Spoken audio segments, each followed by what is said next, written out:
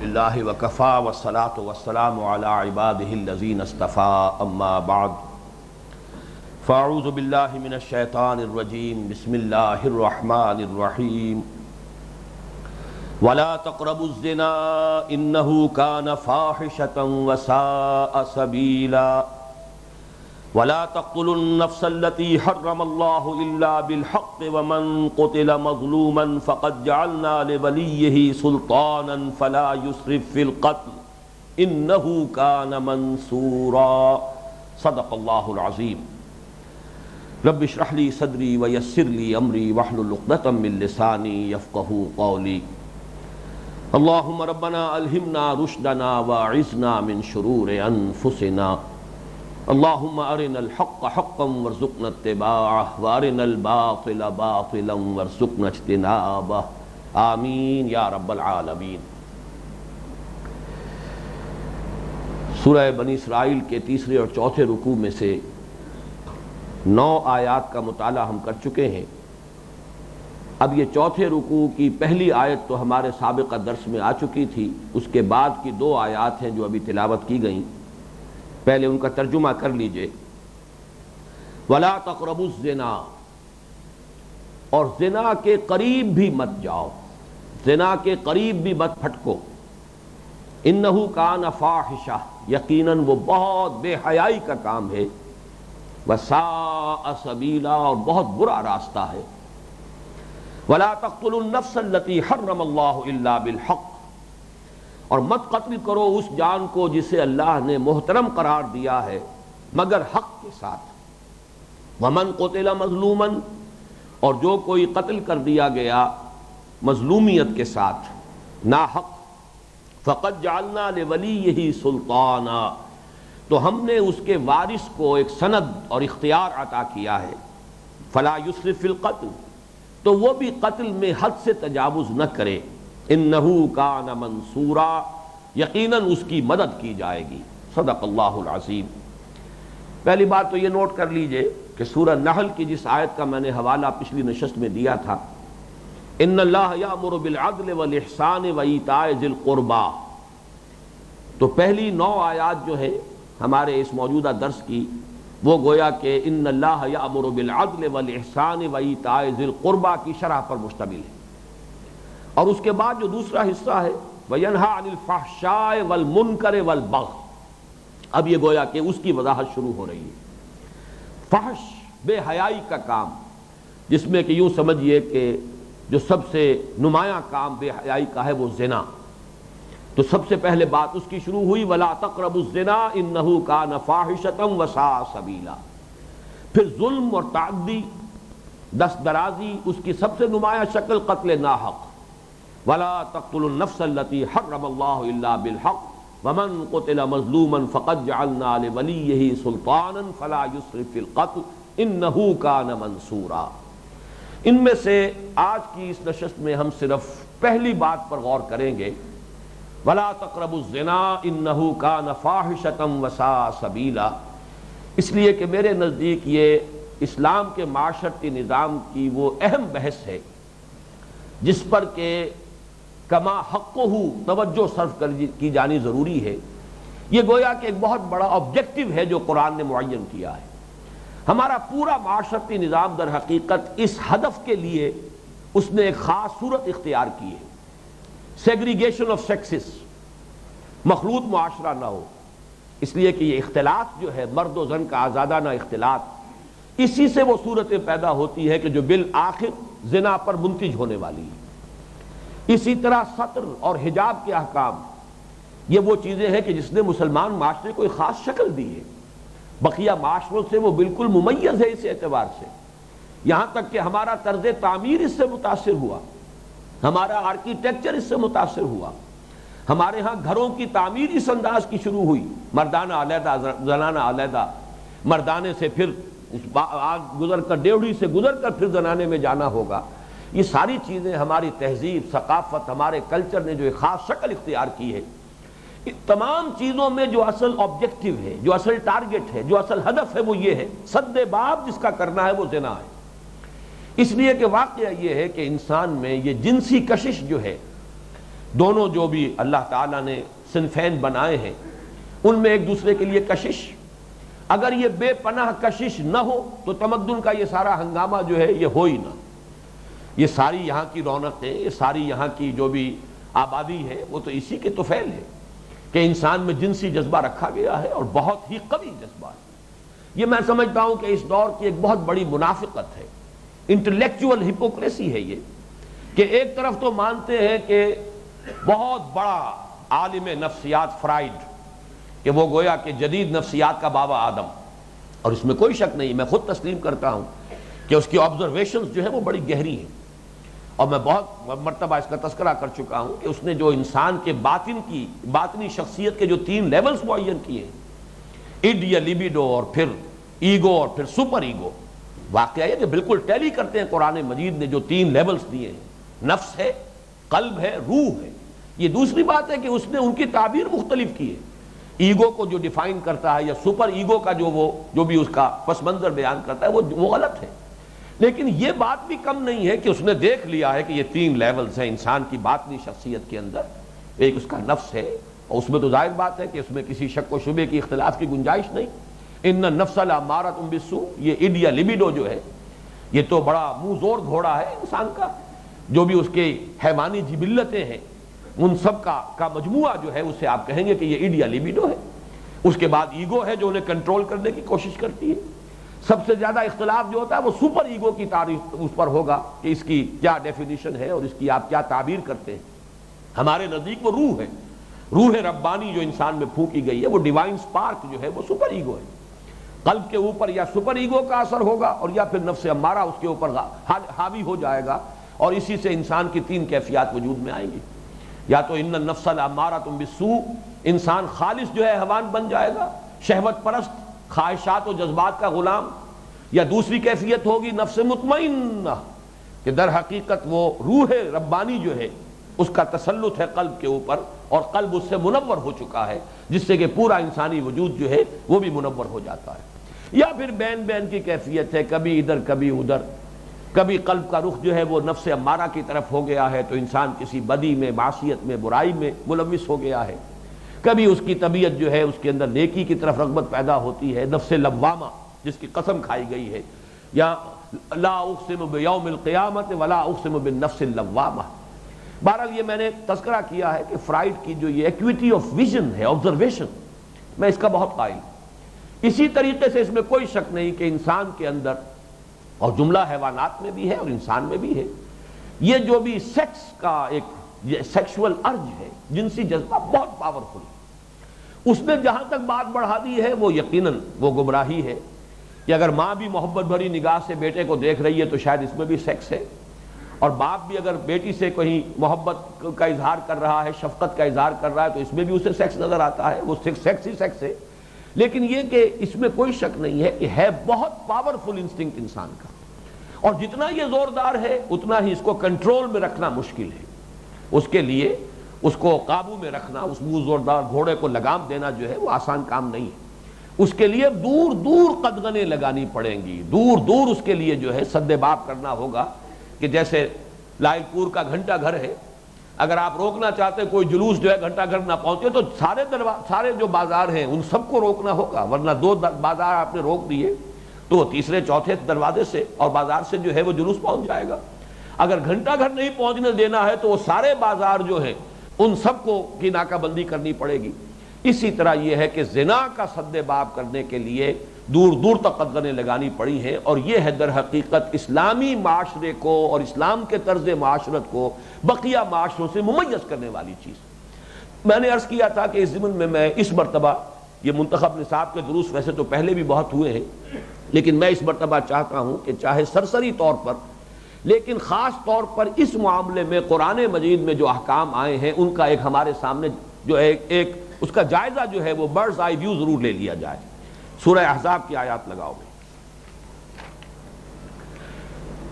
اس میں سب سے پہلی بات جو نوٹ کرنے کی ہے وہ یہ ہے کہ عرب کے معاشرے میں ہمیں معلوم ہے پردہ نہیں تھا، پردہ نام کی کسی شے سے وہ واقف نہیں تھے. تبرج جاہلی یہ ان کے ہاں کھلا تھا، عورتیں بن سنور کر اور وہ باہر نکلتی تھیں اس میں ان کے نزدیک کوئی بری بات نہیں تھی، کوئی اس میں کوئی قباحت کا پہلو نہیں تھا۔ پھر جیسا کہ معلوم ہے ان کے شعراء جو ہیں اپنی وہ عشقیہ کہانیاں جو ہے برملا بیان کرتے تھے، کھلم کھلا ان کا تذکرہ ہوتا تھا، تو یہ پس منظر جو ہے ذہن میں رکھیے۔ اور قرآن نے چونکہ جو بھی اصلاح کی ہے وہ تدریجاً کی ہے، جیسے شراب کو پہلے ہی دن جو ہے حرام نہیں کر دیا گیا، بلکہ تدریجاً پہلے یہ کہا گیا اس میں کچھ نفع بھی ہے، کچھ بھلائی بھی ہے، لیکن اس کا گناہ کا پہلو جو ہے وہ زیادہ ہے بھلائی کے پہلو سے۔ پھر اگلا حکم آیا کہ جب شراب کے نشے میں ہو تو نماز کے قریب مت جانا۔ پھر اس کے بعد آخری سورہ مائدہ میں حکم آ گیا اب اس سے بالکل اجتناب کرو، یہ برے کام ہے۔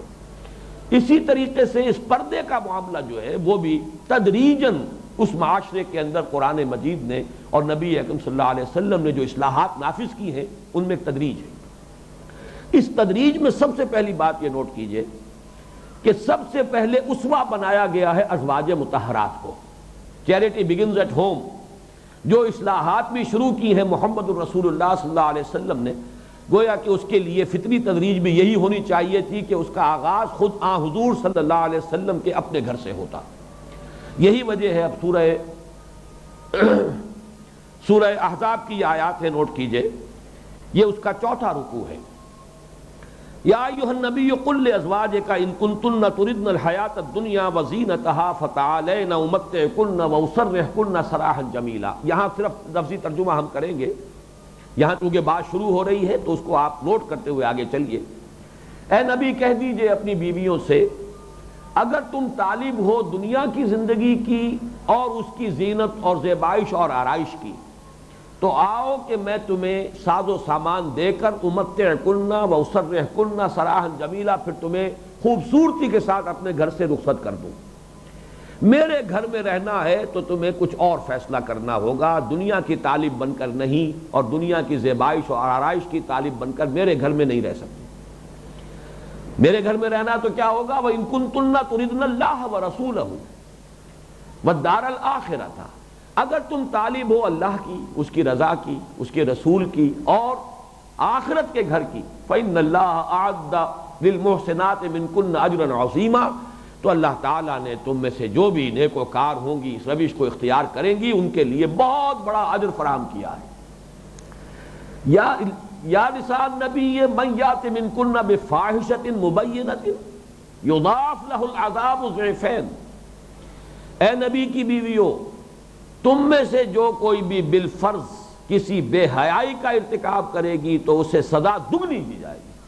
وَكَانَ ذَلِكَ عَلَى اللَّهِ يَسِيرًا، اور یہ اللہ تعالیٰ پر بہت آسان ہے، اسے بھاری نہ سمجھنا کہ نبی کی بیویوں کو کیسے سزا دے دے گا۔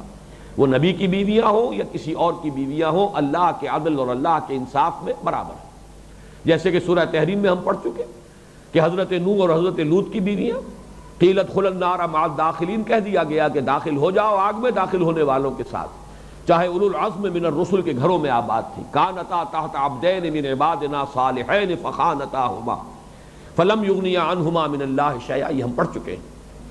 وَمَن يَقْنُتْ مِنْكُنَّ لِلَّهِ وَرَسُولِهِ وَتَعْمَلْ صَالِحًا، اور جو کوئی بھی تم میں سے اطاعت کرے گی اللہ کی اور اس کے رسول کی اور نیک عمل کرے گی، نُؤْتِهَا أَجْرَهَا مرتين، ہم اسے اس کا اجر بھی دیں گے دوہرا، وَأَعْتَدْنَا لَهَا رِزْقًا كَرِيمًا، اور اس کے لیے ہم نے بہت ہی عمدہ رزق فراہم کیا ہے۔ یہ جو چار آیتیں ہم نے پڑھ لی ہیں، نوٹ کر لیجئے، اس سے اصل مقصد کیا ہے کہ ازواج مطہرات کو اسوہ بنایا جانا مقصود ہے اس امت کی خواتین کے لیے، اس لیے کہ اسی سورہ مبارکہ میں وہ آیت وارد ہوئی ہے کہ لَقَدْ كَانَ لَكُمْ فِي رَسُولِ اللَّهِ أُسْوَةٌ حَسَنَةٌ، اے مسلمانوں تمہارے لیے اللہ کے رسول کی شخصیت میں، ان کی ذات مبارک میں ایک اسوہ حسنہ ہے، بہت عمدہ مثال ہے۔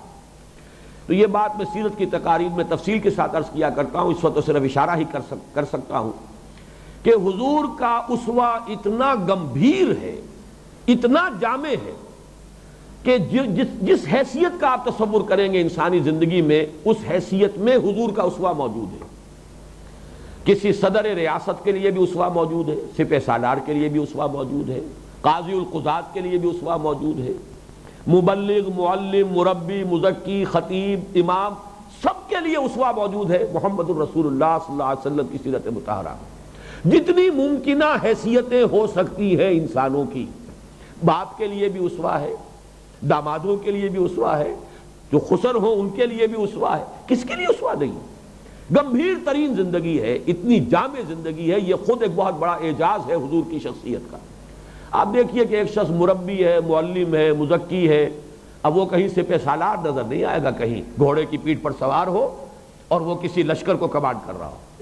یہی وجہ ہے وہ ڈاکٹر مائیکل ہارٹ نے جو ایک selection and gradation of 100 most influential personalities of human history, ان کے اندر نمبر 1 پر شمار کیا حضور کو۔ And this is because he is the only person supremely successful in both the secular and the religious fields. دونوں میدانوں میں انتہائی کامیاب انسان تو ایک ہی ہے، لیکن ایک پہلو سے خلا ہے حضور کے اسوے میں۔ خواتین کے لیے ان کی نسوانی زندگی کے لیے تو خلا ہے۔ ایک بیوی کو کیسے بیہیو کرنا چاہیے حضور کے اندر، حضور کی شخصیت میں تو اسوہ نہیں ملے گا۔ ایک بیٹی کو کیسے بیہیو کرنا چاہیے اپنے باپ کے سامنے، والدین کے سامنے، حضور کی زندگی میں تو اسوہ نہیں مل سکتا۔ یہ ایک خلا ہے واحد، اور اس خلا کو پر کیا گیا ازواج مطہرات کے ذریعے سے۔ اسی لیے کہا گیا تمہارا معاملہ لستن کاحد من النساء، تم عام عورتوں کے مانند نہیں ہو، اس لیے کہ تمہیں اسوہ بننا ہے۔ اسوہ محمدی صلی اللہ علیہ وسلم میں جس پہلو سے ایک خلا ہے، اس خلا کو پر کرنا ہے۔ اسی وجہ سے تمہارا مقام یہ کہ تم اگر کوئی غلط حرکت کرو گی تو سزا دگنی ملے گی، اور تم اگر صحیح راستے پر چلو گی تو چونکہ تم نے صحیح راستے کی مثالیں قائم کی ہوں گی اس امت کی خواتین کے لیے ابد الآباد تک کے لیے، لہذا تمہارا اجر بھی دوہرا ہوگا۔ اب یہاں سے بات شروع، یہ تو تمہید تھی۔ یا نساء النبی لستن کاحد من النساء، اے نبی کی بیویوں تم عام عورتوں کے مانند نہیں ہو۔ ان اتقیتن فلا تخضعن بالقول فَيَطْمَعَ الَّذِي فِي قَلْبِهِ مَرَضٌ وَقُلْنَ قَوْلًا مَّعْرُوفًا وَقَرْنَ فِي بُيُوتِكُنَّ وَلَا تَبَرَّجْنَ تَبَرُّجَ الْجَاهِلِيَّةِ الْأُولَىٰ وَأَقِمْنَ الصَّلَاةَ وَآتِينَ الزَّكَاةَ وَأَطِعْنَ اللَّهَ وَرَسُولَهُ إِنَّمَا يُرِيدُ اللَّهُ لِيُذْهِبَ عَنكُمُ الرِّجْسَ أَهْلَ الْبَيْتِ وَيُطَهِّرَكُمْ تَطْهِيرًا۔ اے نبی کی بیویوں تم عام عورتوں کے مانند نہیں ہو، تو اگر تم اللہ تعالیٰ کا خوف دل میں رکھتی ہو، ان اتقیتن فلا تخضعن بالقول، اس میں ادھر بھی اشارہ ہو سکتا ہے کہ ہو سکتا ہے کہ کوئی شخص جو آیا ہے اجنبی دروازے پر آیا ہے، وہ کوئی پیغام دینے آ گیا ہے، اگر اس کے بارے میں اندیشہ ہو کہ وہ کوئی اچھا آدمی نہیں ہے، یہ دونوں یہاں پر تقویٰ کے مفہوم دونوں ہوں گے کہ حضور کے گھر میں کسی زوجہ محترمہ کے دروازے پر کوئی شخص آ گیا ہے کہ حضور نے یہ پیغام دیا، حضور نے فلاں شے منگائی ہے یا یہ ہے، تو ایک تو یہ کہ اللہ کا تقویٰ ان اتقیتن، اس کا تقاضا یہ ہوگا جو آگے آ رہا ہے، اور یہ بھی کہ اگر اندیشہ ہو کہ یہ آدمی جو ہے یہ اگر تو جانا پہچانا آدمی ہے، اس کا تقویٰ معلوم ہے تو بات اور ہوگی، لیکن یہ کہ ان اتقیتن اگر تمہیں خوف ہو، تمہیں تقویٰ ہو، تمہیں اندیشہ ہو، فلا تخضعن بالقول، تو اپنی آواز میں لوچ پیدا نہ کرو۔ اب ظاہر بات ہے کہ عورت کی آواز کے اندر بھی اللہ نے ایک کشش رکھی ہے مرد کے لیے، ایک حسن ہے نسوانی، اس کا جو بھی اس کے محاسن ہے، اس میں اس کی آواز کا بھی پہلو ہے، اس میں بھی ایک کشش ہے، اور آواز کا انداز جو ہے اس کے اندر سینکڑوں پیغامات مضمر ہوتے ہیں، وہ صرف اس آواز کے انداز میں، لوچدار آواز ہے، اس کے اندر خود بخود چاہے وہ وربل کوئی میسج نہیں ہے لیکن اس انداز کے اندر بھی کوئی میسج موجود ہوتا ہے، لہذا احتیاط کا تقاضا کرخت آواز میں بات کرو۔ فلا تخضعن بالقول فیطمع الذی فی قلبہ مرض، ایسا نہ ہو کہ تم کوئی آواز جو ہے نرمی کی بات کرو اور اس سے کسی ایسے شخص کے دل میں جس کے دل میں روگ ہے۔ منافقین معاشرے میں موجود تھے، وہ سکینڈلز اٹھانا چاہتے تھے حضور کی شخصیت کے بارے میں۔ حضرت عائشہ صدیقہ رضی اللہ تعالی عنہ پر تہمت لگی ہے، اور کس درجے مسئلے نے شدت اختیار کی ہے، کس درجے جو کرائسس پیدا ہوا ہے، تو ذرا سی بھی کہیں تمہاری طرف سے کوئی بات، چاہے تم تو اپنی طرف سے صاف دلی میں اور شرافت اور مروت کے اندر کوئی شریفانہ انداز تکلم اختیار کرو، لیکن یہ فیطمع الذی فی قلبہ مرض، ایسا نہ ہو کہ کوئی شخص جو ہے وہ روگی دل والا وہاں آیا ہوا ہو اور اس کے دل میں خامخواہ کوئی امید پیدا ہو جائے اور کسی طرح کی خواہش انگڑائیاں لینے لگے۔ وَقُلْنَا قَوْلًا مَّعْرُوفًا، بات کیا کرو تو بڑے معروف انداز کے اندر، اور جو ضروری بات ہے جواب دینا ہی پڑ جائے اتنا جواب دو، اس سے زیادہ گفتگو کی ضرورت نہیں۔ یہ یہاں سے سٹارٹ ہو رہی ہے بات اصلاح کی۔ وَقَرْنَ فِي بُيُوتِكُنَّ وَلَا تَبَرَّجْنَ تَبَرُّجَ الْجَاهِلِيَّةِ الْأُولَىٰ، اور قرار پکڑو اپنے گھروں میں۔ گھر ہے اصل جگہ عورت کی، یہ ہے اس کا مقام، یہ چار دیواری در حقیقت یہاں اس کو محدود اپنے آپ کو رکھ کر اپنے فرائض ادا کرنے چاہیے. وقرن فی، یہ ایک ایک لفظ کے اندر پورا فلسفہ موجود ہے. عورت کا اصل میدان کار اس کا گھر ہے. اس کے بارے میں اگرچہ اختلاف ہے، یہ وقار سے بنا ہے، یعنی بڑے وقار کے ساتھ اور بڑی عزت کے ساتھ اپنے گھروں میں رہو. باہر نکلنا بلا ضرورت، اگر تو کوئی بہت شدید ضرورت ہو مجبوراً نکلنا پڑے تو اور بات ہے. بلا ضرورت عورت کا گھر سے نکلنا ہی اس کے نسوانی وقار کی منافی ہے. وقرن فی بیوتکن، یہ تمہارے وقار کے بھی منافی ہے. اور ایک رائے یہ کہ یہ قرار سے بنا ہے، قرار پکڑو مضبوطی کے ساتھ، ٹکی رہو اپنے گھروں کے اندر، تمہاری اصل جگہ تمہارے گھر ہے. وقرن فی بیوتکن ولا تبرجن تبرج الجاہلیۃ الاولی. تبرج کہتے ہیں، بروج کہتے ہیں کسی نمایاں شے کو. برجیاں ہوتی تھی، جو شہر ہوتے تھے ان کے گرد فصیلوں میں برجیاں، تو دور سے جب قافلے آتے تھے تو انہیں وہ برجیاں پہلے نظر آتی تھی، سب سے زیادہ نمایاں شے. تو تبرج کہتے ہیں نمایاں ہونا، نگاہوں میں کھبنے کی کوشش کرنا. یہ جو ہے بہرحال ایک انسان، عورت کی ایک فطرت ہے. اللہ تعالیٰ نے جو اس کے اندر کشش رکھی ہے، اگر اس کے اندر تقویٰ نہیں ہے اور وہ اپنے نفس کو پورے طور پہ کنٹرول میں رکھے ہوئے نہیں ہے، تو بے قابو ہو کر طبیعت کی ایک فطری خواہش جو ہے کہ میں نگاہوں میں آؤں، میں نگاہوں میں کھوموں، میرا یہ جو حسن ہے وہ لوگوں کی توجہ ادھر منعطف ہو، تو یہ ہے تبرج. ولا تبرجن تبرج الجاہلیۃ الاولی. اور مت بن سمر کر اور گھروں سے باہر نکلو اور لوگوں کی نگاہوں کا مرکز بننے کی کوشش کرو، جیسے کہ پچھلی جاہلیت کے دور میں تمہارے ہاں رواج رہا ہے. جو کچھ بھی عورتیں کرتی رہی ہیں اس روش کو ترک کر دو. اقمنا الصلاۃ وآتینا الزکاۃ واطعنا اللہ ورسولہ. اور نماز قائم کرو، زکوٰۃ ادا کرو، اللہ کی اور اس کے رسول کی اطاعت گزاری کرو. انما یرید اللہ لیذھب عنکم الرجس اہل البیت. اے نبی کے گھر والیو، اللہ تو یہ چاہتا ہے کہ تم سے ہر طرح کی گندگی کو، برائی کو بالکل صاف اور پاک کر دے. وَيُطَهِّرَكُمْ تَطْهِيرًا. اس طرح پاک کر دے کہ کہیں کوئی آلائش کا کوئی امکان بھی باقی نہ رہے. یہ جو مفعول مطلق کہلاتا ہے، کسی فعل کے بعد اس کے مصدر کو لانا ایک منصوب شکل میں، یطہرکم تطہیرا، یہ گویا کہ اس فعل کو اپنی تکمیلی شکل میں، ضربتہ ضربن، میں نے اسے مارا جیسے کہ مارنے کا حق ہوتا ہے. ایسے ہی نہیں میں کہہ رہا میں نے مارا ہے جیسے مارا جاتا ہے. وہی بات کہی جا رہی ہے، یطہرکم تطہیرا، تمہیں پاک کر دے، جو پاک کرنے کا آخری حق ہے وہ ادا کر دے، تاکہ تم نمونہ بنو، تم اسوہ بنو. جیسے محمد صلی اللہ علیہ وسلم مردوں کے لیے اسوہ کامل ہے، بہرحال عورتوں کے لیے بھی بہت سے اعتبارات سے حضور کی شخصیت میں اسوہ موجود ہے، لیکن خاص ان کی نسوانی زندگی میں ان کا جو طرز عمل ہونا چاہیے عورت کی حیثیت سے، اس میں تمہیں اسوہ بننا ہے. لہذا تمہیں تو پوری طرح دھو کر پاک کر کے صاف کر کے رکھنا ہے اللہ نے، کہ کہیں کوئی آلائش سرے سے موجود نہ رہے، اس کا امکان بھی باقی نہ رہے. وَيُطَهِّرَكُمْ تَطْهِيرًا. اس میں وہ بحث چھوڑ دیجئے اس وقت کہ یہ اہل البیت کا لفظ جو ہے ہمارے ہاں غلط طریقے پر ایک خاص طبقے نے اس کو عام کر دیا ہے. اس میں ہم بھی اور ہی کا فرق کرتے ہیں. صرف اصل اہل بیت تو حضور کی ازواج ہی ہیں. البتہ ان میں حضور نے حضرت فاطمہ، حضرت علی اور حضرات حسنین کو بھی شامل کر لیا ہے. اس بھی میں کوئی حرج نہیں ہے. حضور نے اگر ان کو بھی شامل کر لیا ہے، آپ کی محبت کا تقاضا ہے، حضرت فاطمہ، حضرت علی اور حضرات حسنین یہ بھی ہے اہل بیت. لیکن یہ کہ وہاں الٹا کر دیا گیا، ان کو ہی اہل بیت بنا دیا گیا، یہ در حقیقت بہت بڑی گمراہی ہے. اصل میں اہل البیت کا لفظ آتا ہے گھر والے، جیسے کہ ہم بھی بولتے ہیں ہمارے گھر والے یہ کہہ رہے ہیں. گھر والے کون ہیں؟ وہ آپ کی اہلیہ ہیں. اس اعتبار سے اہل البیت یہ گھر والی ازواج مطہرات. اور صاف ہے آیت بول رہی ہے، گفتگو کس سے ہو رہی ہے؟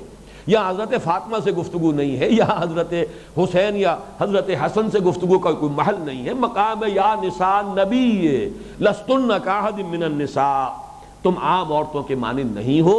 اللہ تعالیٰ چاہتا ہے کہ تمہیں تو بالکل پاک اور صاف کر دے تاکہ تم اس امت کی عورتوں کے لیے اسوہ بن جاؤ.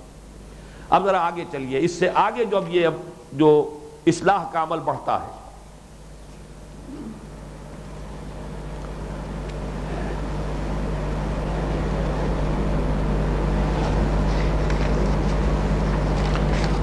اس کے بعد کون سی آیت سے ہے؟ سورہ احزاب کی 53.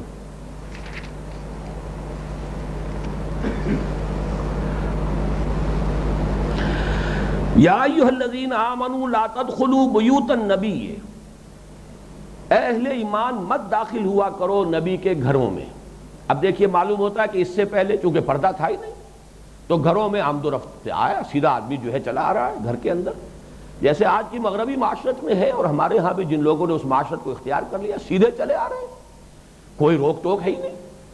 تو اب یہاں پر اس عمل کا بھی آغاز کیا جا رہا ہے نبی کے گھر سے، جیسے ازواج النبی سے اس اصلاح کا آغاز کیا گیا تو نبی کا گھر جو ہے سب سے پہلے اس میں داخلے پر پابندی لگائی جا رہی ہے۔ آگے آپ دیکھیں گے یہی مضمون پھر سورہ نور میں جب آیا یہ اس کو عام کر دیا گیا ہے، یہاں پہ ابھی صرف نبی کے گھر کے بارے میں۔ یا ایھا الذین آمنوا لا تدخلوا بیوت النبی الا ان یؤذن لکم الی طعام غیر ناظرین اناہ ولکن اذا دعیتم فادخلوا فاذا طعمتم فانتشروا ولا مستأنسین لحدیث۔ اہل ایمان مت داخل ہوا کرو نبی کے گھروں میں مگر یہ کہ تمہیں پکارا جائے، بلایا جائے، اجازت دی جائے کھانے کے لیے۔ حضور کے ہاں عموماً صحابہ کو بلایا جاتا تھا، دعوت طعام ہے، غیر ناظرین اناہ ہو، نہ یہ کہ پہلے ہی پہنچ کر وہاں پر بیٹھ جاؤ اور انتظار کرو کہ ابھی کھانا تیار ہوگا، جب کہا جائے کہ کھانا تیار ہے تب داخل ہو۔ ولیکن اذا دعیتم فادخلوا، جب تمہیں پکارا جائے، بلایا جائے کہ اب کھانا تیار ہے آ جائیے تب گھروں میں داخل ہو۔ فاذا طعمتم فانتشروا، جب کھانا کھا چکو تب بھی وہاں بیٹھے نہ رہو بلکہ پھر منتشر ہو جاؤ، چلے جاؤ۔ ولا مستأنسین لحدیث، حضور ہی کی چاہے صحبت سے فیض یاب ہونے کا مقصد ہو لیکن پھر اس کے بعد دیر تک بیٹھے رہنا وہاں پر یہ صحیح نہیں ہے۔ ان ذالکم کان یؤذی النبی، تمہارا یہ طرز عمل نبی کو اذیت پہنچا رہا تھا۔ ہر ایک شخص کی اپنی پرائیویسی ہے، اپنی اس کی اپنے معمولات ہیں۔ اب کھانے کے بعد آپ بیٹھے ہوئے ہیں، حضور اپنی مروت، کمال شرافت و مروت کی وجہ سے کہتے نہیں تھے کہ اٹھ جائیے چلے جائیے، لیکن یہ کہ تمہیں اب اللہ تعالیٰ کی طرف سے حکم دیا جا رہا ہے۔ ولا مستأنسین لحدیث ان ذالکم کان یؤذی النبی فیستحیی منکم، تو نبی تو تم سے حیا کرتے رہے، اپنی شرافت اور حیا جو ہے فطری اس کی وجہ سے وہ تمہیں منع نہیں کرتے۔ واللہ لا یستحیی من الحق، اللہ کو حق کے بیان کرنے میں کوئی حیا مانے نہیں ہے۔ وَإِذَا سَأَلْتُمُوهُنَّ مَتَاعًا فَاسْأَلُوهُنَّ مِنْ وَرَاءِ حِجَابٍ، یہ لفظ آیا ہے قرآن میں پہلی مرتبہ حجاب۔ اور جب تمہیں نبی کی بیویوں سے، نبی کے گھر والوں سے کوئی چیز مانگنی ہو تو پردے کے اوٹ سے مانگو، یہ حجاب ہے۔ اب یہ ہے کہ جو حائل کیا جا رہا ہے، ورنہ وہاں عرب کی معاشرت میں گھروں پر پردہ ہوتا ہی نہیں تھا، دروازے کھلے ہوئے ہیں، آنا جانا ہو رہا ہے، پردے کا کوئی تصور نہیں، سیگریگیشن آف سیکسز کا کوئی وہاں تصور موجود نہیں تھا۔ لیکن یہاں فرمایا جب کچھ مانگنا ہو تو پردے کے اوٹ سے مانگو۔ معلوم ہوا کہ اب کوئی شے ہے جو درمیان میں حائل ہونی چاہیے، ادھر ازواج مطہرات ہیں، نبی کے گھر والے ہیں، ادھر تمہیں کوئی شے مانگنی ہے تو پردے کے پیچھے سے مانگو۔ ذالک اطہر لقلوبکم وقلوبہن، ذرا غور کیجئے، یہاں میں جو بات کہہ رہا تھا بیچ میں رہ گئی کہ بڑی منافقت ہے، انٹلیکچوئل ہیپوکریسی، کہ ایک طرف فرائیڈ کو مانا جاتا ہے کہ وہ بابائے نفسیات جدید ہے، دوسری طرف یہ ہے کہ لوگ ان چیزوں کو کہتے ہیں یہ مولویوں کے ذہنوں میں یہ تصورات ہوتے ہیں، مولویوں کو اس کی فکر ہوتی ہے، بس گویا کہ ان لوگوں کے ہاں تو سرے سے یہ چیزیں موجود ہی نہیں۔ حالانکہ یہاں قرآن مجید نے اس قدر وضاحت کی ہے، ذالک اطہر لقلوبکم وقلوبہن، ازواج مطہرات کو بھی مستثنیٰ نہیں کیا اس سے، چاہے وہ نبی کی بیویاں ہیں لیکن عورتیں ہیں، عورت ہونے کے ناطے وہ جذبات جنسی ہر ایک کے اندر موجود ہیں۔ عورت کون سی عورت؟ ازواج مطہرات، امہات المومنین۔ تمہارا پردے کے اوٹ سے چیز کا مانگنا زیادہ پاکیزہ ہوگا تمہارے دلوں کے لیے بھی، ان کے دلوں کے لیے بھی، اس لیے کہ نامحرم کے چہرے پر نگاہ پڑنے سے نہ معلوم کیا کچھ فتنے جو ہے انسان کا نفس اٹھا سکتا ہے، اور وہ انسان کے اختیار میں نہیں ہوتا۔ وہ وسوسہ جو ہے، وہ شیطان جو ہے، وہ تو انسان کے اندر یجری من الانسان مجری الدم، وہ شیطان جو ہے وہ تو خون کے ساتھ گردش کر رہا ہے، وہ نہ معلوم کس وقت کون سا فتنہ اٹھا دے، کون سا خیال دل میں جما دے، کون سی جو ہے کوئی نگاہ جو ہے وہ کھب کر رہ جائے۔ لہذا ذالک اطہر لقلوبکم، اب قلوبکم میں تو کہا جا سکتا ہے کہ منافق بھی ہو سکتا ہے وہ شخص، لیکن قلوبہن یہ تو ازواج مطہرات کے لیے، اس کے سوا کسی اور کے لیے تو یہاں پر کوئی امکان ہے ہی نہیں۔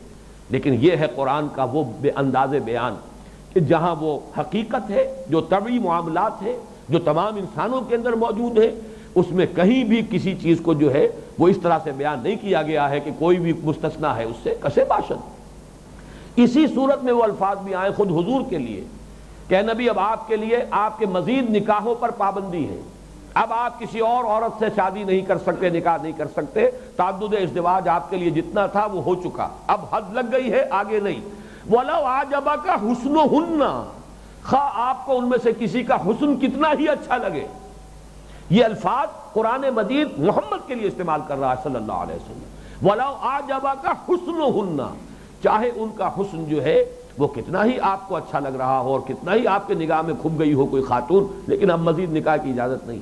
یہ ایک علیحدہ مضمون ہے کہ وہاں پر وہ کیوں آیا ہے وہ حکم، اور اس سے پہلے تعدد ازدواج تھا تو اس کی حکمت کیا تھی، وہ یہاں میں اس وقت تفصیل میں نہیں جا رہا، میں جو قرآن کا انداز بیان ہے وَلَوْ أَعْجَبَكَ حُسْنُهُنَّ، اور یہ الفاظ کس کے لیے؟ محمد الرسول اللہ صلی اللہ علیہ وسلم کے لیے، یہاں ازواج مطہرات کے لیے ہے۔ ذَلِكَ أَطْهَرُ لِقُلُوبِكُمْ وَقُلُوبِهِنَّ وَمَا كَانَ لَكُمْ أَن تُؤْذُوا رَسُولَ اللَّهِ وَلَا أَن تَنكِحُوا أَزْوَاجَهُ مِن بَعْدِهِ أَبَدًا، اور تمہارے لیے روا نہیں ہے کہ تم نبی کو ایذا پہنچاؤ، یعنی اگر کوئی سکینڈل کھڑا ہو جاتا ہے نبی کے ازواج مطہرات کے بارے میں، کوئی بات کسی کو خام خواہ کہنے کا موقع ہی مل جائے تو کتنی ایذا پہنچے گی۔ حضرت عائشہ صدیقہ رضی اللہ تعالی عنہا کے اس واقعے میں کتنی اذیت پہنچی حضور کو، تو اس کے لیے بڑی احتیاط کی ضرورت ہے۔ دور دور تک قدغنے ہو، دور دور تک سد باب ہو، دور دور تک راستوں کو جو ہے وہ روک دیا جائے، اور یہ کہ ان کے بعد بھی تم کبھی ان کی بیویوں میں سے کسی کے ساتھ نکاح نہیں کر سکتے۔ وَلَا أَن تَنكِحُوا أَزْوَاجَهُ مِن بَعْدِهِ أَبَدًا، اس لیے کہ وہ تو امہات المومنین کے حکم میں ہے، ان کے ساتھ نکاح نہیں ہو سکتا۔ یہ بھی اصل میں کچھ ایک سد باب کیا گیا تھا اس معاشرے میں، اس لیے کہ کچھ منافقین اس قسم کے سکینڈلز بھی اٹھانے کی کوشش کر رہے تھے کہ کوئی پیغام جو ہے کسی طریقے سے کسی زوجہ محترمہ کو پہنچا دیا جائے کہ ٹھیک ہے ابھی تو آپ جیسے بھی ہیں قید نکاح میں ہیں، لیکن یہ کہ اگر کسی وجہ سے آپ حضور کے انتقال کے بعد یہ ہے کہ میں نکاح کے لیے تیار ہوں، آمادہ ہوں، اس قسم کا بھی کوئی خیال کسی مسلمان کے دل میں نہ آئے، اور ازواج مطہرات کو درجہ دے دیا گیا امہات المومنین کا، تاکہ کسی بھی سکینڈل کا کوئی امکان برقرار نہ رہے۔ اس کے بعد فرمایا ان تبدوا شیئا او تخفوہ فإن اللہ کان بکل شیء علیما، اگر تم کسی چیز کو ظاہر کرو گے تب بھی اور چھپاؤ گے تب بھی اللہ تو ہر چیز کا جاننے والا ہے۔ لا جناح علیہن فی آبائہن، اب یہ جو قدغنیں لگائی جا رہی ہیں ان میں کچھ مستثنیٰ کیے جا رہے ہیں، ایسا نہ ہو کہ ہر مرد جو ہے اس کے اوپر سمجھا جائے کہ یہ حکم جو ہے اس کے اوپر بالکل مساوی طور پر اس کا اطلاق ہو جائے گا۔ کوئی حرج نہیں ہے ان میں اپنے باپوں کے بارے میں، فی آبائہن، اور یہ چونکہ آیت زیادہ تفصیل سے آئے گی سورہ نور کے اندر تو میں وہاں عرض کروں گا۔ ولا ابنائہن، نہ ان کے بیٹوں کے بارے میں، ولا اخوانہن، نہ بھائیوں کے بارے میں، ولا ابناء اخوانہن، نہ اپنے بھتیجوں کے بارے میں، ولا ابناء اخواتہن، نہ اپنے بھانجوں کے بارے میں، ولا نسائہن، اور نہ اپنی جان پہچان کی عورتوں کے بارے میں، ولا ما ملکت ایمانہن، اور نہ ہی جو ان کی کنیزیں ہوں ان کے بارے میں، واتقین اللہ، اور اللہ کا تقوی اختیار کرے رکھو، ان اللہ کان علی کل شیء شہیدا، یقیناً اللہ تعالی ہر چیز پر گواہ ہے، نگران ہے۔ ان اللہ وملائکتہ یصلون علی النبی یا ایھا الذین آمنوا صلوا علیہ وسلموا تسلیما، ان الذین یؤذون اللہ ورسولہ لعنہم اللہ فی الدنیا والآخرۃ وأعد لهم عذابا مہینا، والذین یؤذون المؤمنین والمؤمنات بغیر ما اکتسبوا فقد احتملوا بہتانا واثما مبینا۔ ان تین آیات کا میں ترجمہ نہیں کر رہا کہ وہ اس مضمون سے متعلق نہیں ہے۔ اب اگلی آیت لیجئے، یا ایھا النبی قل لازواجک وبناتک ونساء المؤمنین یدنین علیہن من جلابیبہن، اے نبی کہہ دیجئے اپنی بیویوں سے بھی اور اپنی بیٹیوں سے بھی اور اہل ایمان کی عورتوں سے بھی۔ اب یہاں اس حکم کو ایکسٹینڈ کیا جا رہا ہے، ابھی تک ازواج سے بات ہو رہی تھی، چیریٹی بگنز ایٹ ہوم، اب تک کی ساری گفتگو جو ہے ازواج النبی سے، اس لیے کہ جو بھی اصلاح کا عمل شروع ہوا وہ حضور کے اپنے گھر سے، اور گھر والوں کا مصداق اول ازواج مطہرات، لیکن اب اس کو ایکسٹینڈ کیا ہے، یہ تدریجاً جو ہے اب یہ اصلاح کا عمل پھیل رہا ہے۔ اے نبی کہہ دیجئے لازواجک کا اپنی بیویوں سے، وبناتک اور اپنی بیٹیوں سے، ونساء المؤمنین اور تمام اہل ایمان کی خواتین سے، یدنین علیہن من جلابیبہن، لٹکا لیا کریں اپنے چہروں پر اپنی بڑی چادروں کا ایک حصہ، ذالک ادنیٰ یعرفنا، یہ قریب تر ہوگا اس سے کہ ان کو پہچان لیا جائے کہ یہ شریف مسلمان گھرانے کی بیویاں ہیں، فلا یوزین، تو ان کو ایذا نہ پہنچائی جائے، واللہ وکان اللہ غفور الرحیم، اللہ غفور الرحیم ہے۔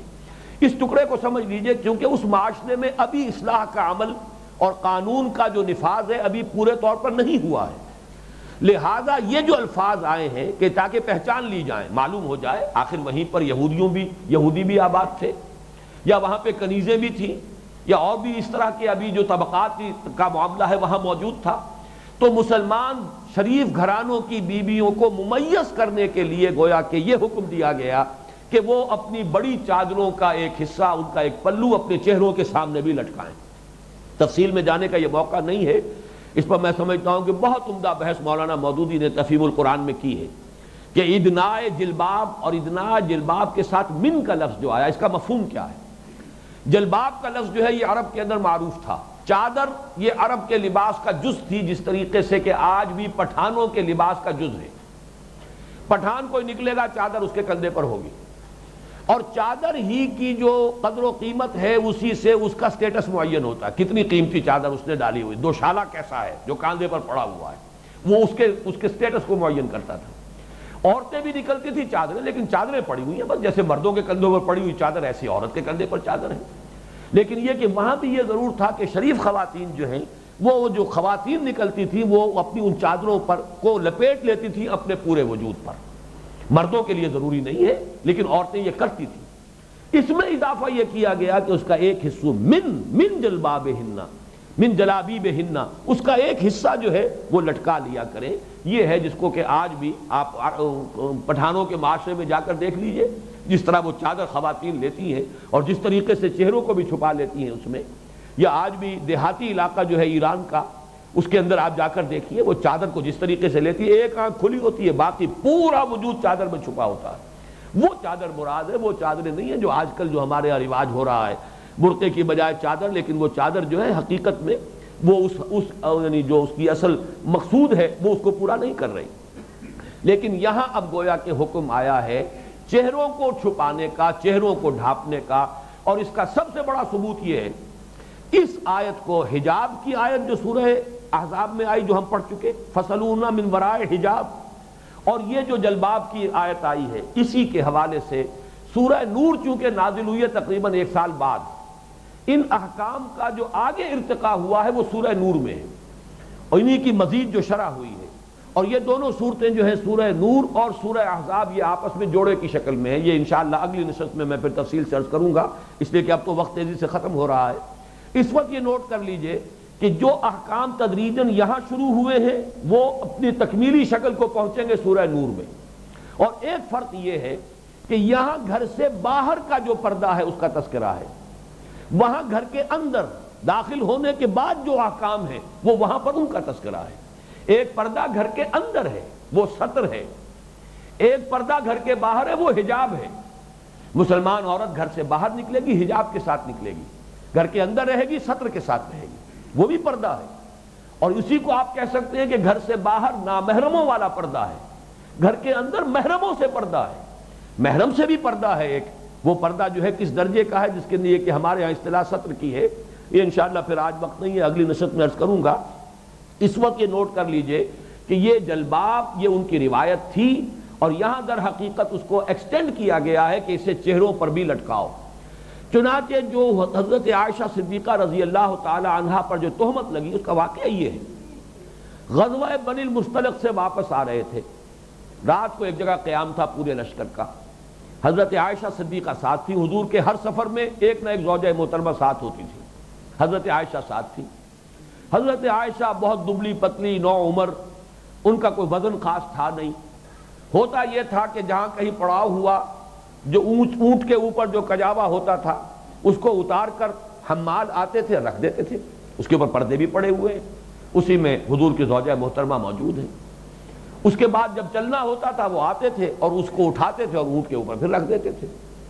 ہوا یہ کہ حضرت عائشہ صدیقہ کو رضی اللہ تعالی عنہا کو پیشاب کی حاجت ہوئی، وہ وہاں سے نکل کر گئی، فاصلے پر گئی، واپس آ رہی تھی، محسوس ہوا آ کر کہ میرا ہار کہیں گر گیا ہے ٹوٹ کر، واپس چلی گئی دیکھنے کے لیے اپنے ہار کی تلاش میں۔ اتنی دیر میں کوچ کا وقت ہو گیا اور ابھی آپ واپس نہیں آئی ہیں کہ وہ حمال آئے اور انہوں نے اٹھایا اس کو جو بھی وہ کجاوا یا جو بھی آپ اسے کہیں اسے اٹھا کر اور اونٹ پر رکھا اور چل دیے. انہیں اندازہ ہی نہیں ہوا کہ اس میں تو ام المومنین ہے ہی نہیں، اس لیے کہ نو عمری، دبلا پتلا جسم، وزن کو خاص تھا نہیں، انہیں اندازہ نہیں ہوا. لشکر چلا گیا.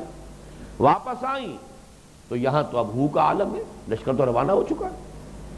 بڑی عقل مندی کا ثبوت دیا حضرت عائشہ صدیقہ رضی اللہ تعالیٰ عنہ نے. بہت ذہین، بہت طباع خاتون تھی، اس میں کوئی شک نہیں.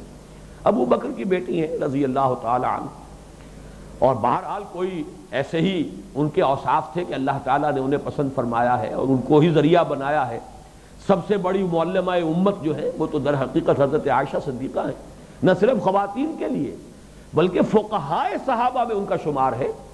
جو چوٹی کے ٹاپ کے صحابہ ہیں کہ جن کو فقہا کہا جاتا ہے، کہ جو اصل احکام کی حکمتوں کے جاننے والے اور بصیرت باطنی رکھنے والے، ان اصولوں کو جاننے والے کہ جن پر کے احکام مبنی ہوتے ہیں، ان میں حضرت علی ہیں، حضرت عمر ہیں. اس ٹاپ کے جو صحابہ ان میں حضرت عائشہ صدیقہ کا جو ہے جو شمار ہے فقہائے صحابہ. فوراً طے کر لیا کہ میں یہاں سے نہ ہلوں، اس لیے کہ جہاں پہ اب میں ادھر ادھر گئی تو نہ معلوم کدھر بھٹک جاؤں، اس لیے وہیں پر بیٹھ گئی کہ جب بھی پتہ چلے گا کہ یہ تو خالی آ گیا ہے، وہ حوض جو ہے اس کے اندر تو عائشہ موجود نہیں ہے رضی اللہ تعالی عنہ، تو واپس آئیں گے تو آئیں گے اپنے اسی راستے پر، تو وہیں بیٹھ. اب چونکہ وہ سفر تو ہوتے تھے رات کے وقت، وہ اسی میں اسی اپنی رات کی تاریکی میں وہیں پر بیٹھی بیٹھی اونگ گئی، سو گئی. سونے کی وجہ سے اپنے چہرے پر سے ان کے چادر ہٹ گئی. یہ رواج موجود تھا وہاں لشکر کے ساتھ. پیچھے پیچھے کچھ لوگ چلتے تھے کہ وہ دیکھتے ہوئے آئے لشکر سے پیچھے کہ کوئی رہ تو نہیں گیا، کوئی بیمار تو نہیں ہے کہ جو نہ چل سکا ہو، لشکر کے ساتھ جا نہ سکا ہو، کوئی سامان پڑا تو نہیں رہ گیا کسی کا. اس کے لیے صفوان ابن معطل رضی اللہ تعالی عنہ، یہ ایک صحابی ہے کہ جن کے یہ ذمہ تھا. وہ آئے، دیکھا کہ یہاں کوئی چیز پڑی ہوئی ہے، کوئی گٹھڑی سی پڑی ہوئی ہے، کیا ہے؟ قریب آ کر دیکھا تو حضرت عائشہ کا منہ کھلا ہوا تھا. پہچان لیا کہ یہ تو عائشہ ہے، زوج النبی صلی اللہ علیہ وسلم رضی اللہ تعالی عنہ. تو فوراً ان کے منہ سے نکلا انا للہ و انا الیہ راجعون. اسے کہتے ہیں ترجیع. حضرت عائشہ فرماتی ہیں کہ ان کی اس ترجیح سے جب انہوں نے یہ الفاظ کہے انا للہ و انا الیہ راجعون تو میری آنکھ کھل گئی. اور صفوان نے مجھے اس لیے پہچان لیا کہ آیت حجاب کے نازل ہونے سے پہلے انہوں نے مجھے دیکھا ہوا تھا. یہ الفاظ ہے جس کے لیے میں نے یہ سارا واقعہ آپ کو سنایا ہے. اگر تو حضرت عائشہ کو دیکھا ہی نہ ہوتا حضرت صفوان نے تو کیسے پہچانتے کہ یہ عائشہ ہے؟ کوئی اور بھی خاتون ہو سکتی ہے. لیکن چونکہ آیت حجاب، یہ آیت حجاب وہ ہے فَاسْأَلُوهُنَّ مِن وَرَاءِ حجاب، اور اس سے ثابت ہوا. حضرت عائشہ فرماتی ہے کہ جیسے ہی میری آنکھ کھل گئی ان کے یہ انا للہ و انا الیہ راجعون پڑھنے سے، میں نے فوراً اپنی چادر اپنے چہرے پر کی. معلوم ہوا کہ چہرے کا پردہ ثابت ہے. جلباب اسی لیے ہے اس کا ایک پلو لٹکا لینا کہ چہرے کو چھپایا جائے. حجاب اسی لیے ہے کہ چہرے کو چھپایا جائے. اس لیے کہ انسان کے، عورت کے جسم میں جو بھی اس کے اور بھی اعضاء ہیں اللہ نے اس میں کشش رکھی ہے جنسی طور پر مردوں کے لیے. لیکن ظاہر بات ہے کہ حسن کا سب سے بڑا مظہر تو چہرہ ہے. اس سے آپ ویسے بھی کہتے ہیں چہرہ جو ہے وہ تو انسان کے ذہن کا بھی انڈیکس ہے، اور انسان کی ذہانت بھی ہے وہ بھی چہرے پر ظاہر ہو رہی ہوتی ہے. تو جو نسوانی حسن ہے اس کا بھی سب سے بڑا مظہر تو چہرہ ہے. تو چہرے کا پردہ شرط لازم ہے. آیت حجاب سے یہی ثابت ہوا. فَاسْأَلُوهُنَّ مِن وَرَاءِ حجاب. ظاہر بات ہے گھروں میں حضور کی ازواج مطہرات جو ہے وہ عریاں تو نہیں ہوتی تھی، بغیر لباس کے تو نہیں ہوتی. حجاب کس لیے ہے؟ چہرے کو چھپانے کے لیے. جلباب میں سے لٹکا لیا کرو کس لیے ہے؟ تاکہ چہروں کو چھپاؤ. اور حضرت عائشہ صدیقہ رضی اللہ تعالی عنہا کی یہ روایت جس میں کہ انہوں نے فرمایا کہ چونکہ صفوان ابن معطل نے مجھے آیت حجاب کے نزول سے پہلے دیکھا ہوا تھا، اس لیے مجھے پہچان لیا کہ میں عائشہ ہوں، زوج النبی ہوں صلی اللہ علیہ وسلم رضی اللہ تعالی عنہ. تو انا للہ و انا الیہ راجعون انہوں نے کہا. اس پر میری آنکھ کھلی اور میں نے فوراً اپنی چادر اپنے چہرے پر کر لی.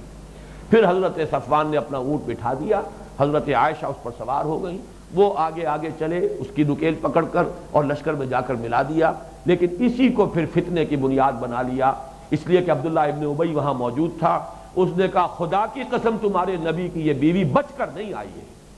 یعنی یہ کہ بہرحال اب جو بھی انہیں لے کر آ رہا ہے اس کے ساتھ شاید ملوث ہو گئی ہو. معاذ اللہ ثم معاذ اللہ. یہ الفاظ ہماری تو زبان پر ہی نہیں آنے چاہیے، لیکن یہ جس طریقے سے کہ فتنہ اٹھا اور اس نے حضور صلی اللہ علیہ وسلم کو بھی نہایت کرم کے عالم میں جو ہے یہ آپ کا وقت جو ہے گزرا ہے. بہت تکلیف پہنچائی ہے، اسی کا ذکر یہاں آ رہا ہے کہ تمہارے لیے جائز نہیں کہ ایذا پہنچاؤ نبی کو، اور نبی کو ایذائیں اسی طور سے پہنچائی گئیں، لیکن اس کے لیے یہ جو ہے پہلا حکم جو آیا ہے پردے کے ضمن میں، اور یہ سب کس لیے ہے؟ زنا کا سد باب۔ جو محرکات ہو سکتے ہیں، جو اختلاط ہے، جو مرد اور عورت کے مابین جو جنسی کشش ہے جو بہت ہی قوی ہے، اس کا راستہ روکنے کے لیے، اس کو